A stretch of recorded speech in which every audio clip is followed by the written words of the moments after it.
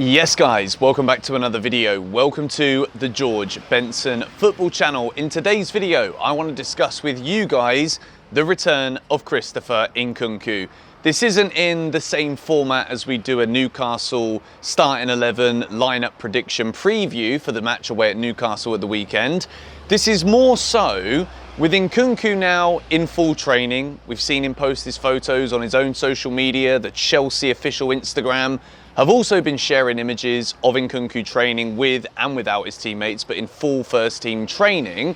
So what I want to do today is discuss how this changes what we have seen from a Pochettino Chelsea in recent games, a Chelsea that we have started to feel very excited about. We're starting to see little traits of this team. We're starting to see the nuance of what Pochettino can strategically and tactically bring to Chelsea from a managerial perspective on the field. But Christopher Nkunku coming back is absolutely massive. It's massive because certain players might lose their place, and that sparks a debate as to whether or not that is valid. There is also a big question about just how quickly Christopher Nkunku will A, settle into the Premier League, B, whose place is he going to take, and will we see chopping and changing from Mauricio Pochettino. So I have built, using a little online website where you can basically just visualize what you're thinking when it comes to building a football team. I've built a couple of sides here, 2 4-3-3s and a 4-2-3-1.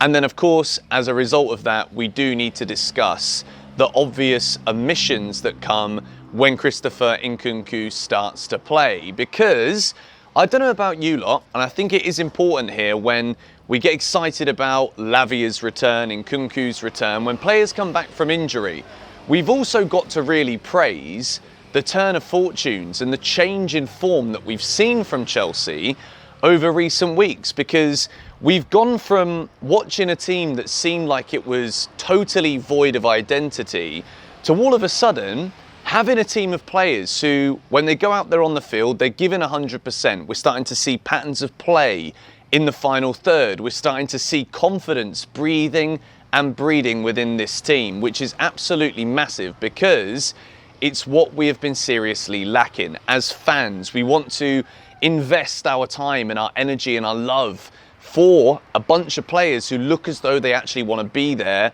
on the field, game by game, giving everything and fighting for the badge. And I think the biggest thing that we've seen progress without Christopher Nkunku, and it's not because Nkunku isn't there, but whilst we get excited about that, it's also important that we do praise what deserves to be praised from what we've seen leading up to this. And instead of it being, well, now the star man is back, now that the world-class attacker is back in the team, now we can start winning every match, win the Premier League, get back in the Champions League, all of this stuff that some people genuinely believe is the do or die, make or break of Nkunku's return. It's not that simple, and it's not that simple in a very progressive, positive way. And that's the way I'm looking at this. I'm thinking Nkunku comes back and he's kind of just like the spice that you add to a curry if you like spicy food. And if you're like me, I absolutely bloody love a curry that absolutely blows my mind. So when I think about what I've liked about this Chelsea team in recent matches, we're scoring goals, we're getting forward, we're creating chances, we're dynamic, the movement is not necessarily as rigid as what we have seen in recent times. Chelsea are flowing when we come forward with the ball, and that isn't just the attack, it's the midfield. We're looking like we've got a solid mustard binder all over the ingredients in that midfield, and the defence is not only contributing going forward, but they're looking sturdy and strong at the back as well. So with that in mind, we still have players that will have to miss out as a result of Nkunku coming back in. And that is where I want to discuss the 4-2-3-1 formation. When Mauricio Pochettino took over at Chelsea in the summer, during pre-season, the 4-2-3-1 was the formation that I think the majority of us looked at the profile of these Chelsea players, and this is before a player like Cole Palmer joins from Manchester City, who's kind of blown everybody away with just how good and important he's become. There's a bird who's chirping up over here. What do you want, mate? You want in on the video? Come over here then, mate. He's not going to come, is he? Cole Palmer comes in and it kind of changes everything. You've also got Conor Gallagher, a man that could have been sold, didn't get sold, but in the end is proving to be right now one of the most key and best performing players in a Maurizio Pochettino Chelsea team. But the 4-2-3-1 that I've gone for here does see Conor Gallagher omitted from this side, and I've got to explain why. I've gone with Sanchez in goal. We've got Reece James right back, Silva, Badiashile, Cucurella, because these are the guys that currently seem to be in favour. Cole will add a shoulder injury, and I've got a feeling that Pochettino is not going to like the attitude that he saw at the end of that Spurs game. Caicedo and Enzo in the pivot, Sterling on the right, Palmer in the middle, Nkunku off the left with Nicholas Jackson up front. This is the kind of lineup where we can see how Nkunku can kind of drop in as a spice.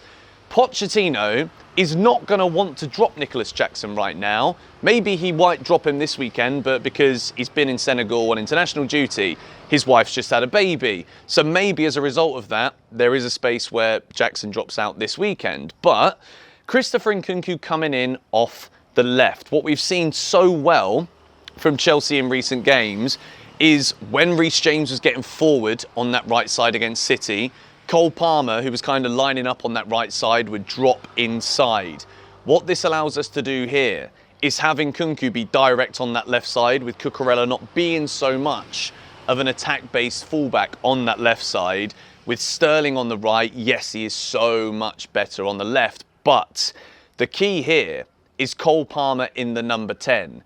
When you've got those players that can bring that natural width but also come into the centre, Cole Palmer in the 10 is how I see the evolution of Cole Palmer in this Chelsea team. At the moment, he's been returning. There's goals, there's assists every game that he's playing. He's been absolutely magnificent. And a lot of that has been coming in from that right-hand side. Sterling's been over on the left. Mudryk maybe not preferred so much because he still is quite raw. And Sterling, when he's playing at his best, and Palmer are a world-class duo on their given day.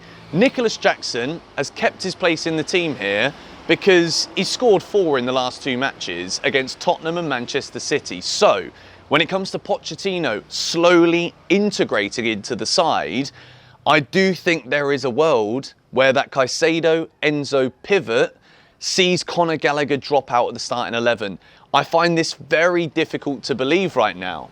And the reason I find it difficult to believe right now is because Conor Gallagher is playing every game and he's one of the top performers on the field. But when I look at the midfield profiles of both Caicedo and Enzo, and I see what I've placed here in the forward areas with Sterling, Palmer, Nkunku and Jackson, then I actually think that Gallagher is the one naturally to make way as a result of this. But we move into a 4-3-3 with Sanchez, Cucurella, Badiashile, Silva, James. No Colwell in there again, you can see. Caicedo, Enzo, Gallagher back in the team. Sterling on the left, Palmer on the right, with Nkunku up top. This sees Nicholas Jackson omitted from the team. How many times have we discussed this in conversation here on GBFC in recent weeks?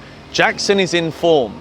So for that reason, it gives Pochettino a great way to slowly integrate Christopher Nkunku back into this team, not rushing him in there, and at the same time, continuing to back Nicholas Jackson, show him that when you're performing, you're delivering, and you're showing that you can score goals at the top level against the best teams, you are still going to be in and around this Chelsea team, no questions asked. So, this is the one that sees Nicholas Jackson dropped out, and again here, this is a very similar 4-3-3, but I've gone with Silva and Disasi in the back four. James, Cucurella, Caicedo, Enzo, Gallagher, Palmer, Sterling, Nkunku. What do I think right now is the most obvious way for Maurizio Pochettino to introduce Christopher Nkunku to this Chelsea team?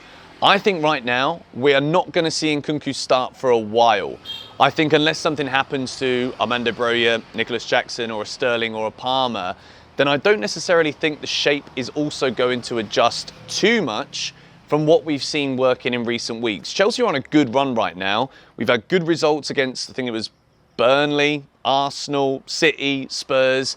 We've not lost any of those matches. We're playing some good stuff. And if we take all of those recent performances, give us the praise that we absolutely deserve for the displays, for the improvements, and also for the results, then I think Nkunku's return to this Chelsea team is all about making us spicier, giving us that little bit more of an edge, whether that is off the bench initially, which I think it will be, or if he is that good and that important, which I probably think he will be, and in a couple of weeks' time, we're going to be like, bloody hell, where could we have been in the Premier League table if he didn't start the season injured? We don't need to care about that now. It's all about moving forward, and I know that Pochettino is going to find the correct ways to introduce Nkunku to this squad, keep everybody happy, because right now it's an upward trajectory of energy at Chelsea, and we need to maintain this, sustain this, build upon this. And yeah, I think I've made my points as clear and as necessary as I'd want to right now. It's interesting. I'm not sure who is going to be the obvious one to replace. Is it Gallagher to then change the shape, or is it Jackson? I just don't think it can be Jackson when he's playing with the confidence he's playing with right now. 4 in his last 2 against the 2 best teams of the season so far. You just can't take him out for more than maybe a game at the weekend against Newcastle because he's just that a kid, been on international duty. I don't know. I just don't see it happening. So exciting though, isn't it? Let me know your thoughts on this in the comments down below. As well as that, stay tuned tomorrow to GBFC. Bloody hell, that is a giant wasp that almost landed on the camera. We got the Newcastle preview coming your way tomorrow. I am so excited about this game. Buzzing. Will we get Lavia on the bench? Will Nkunku feature? We're going to find out. Poch's press conference tomorrow, preview tomorrow, game day Saturday. Come on, you Blues.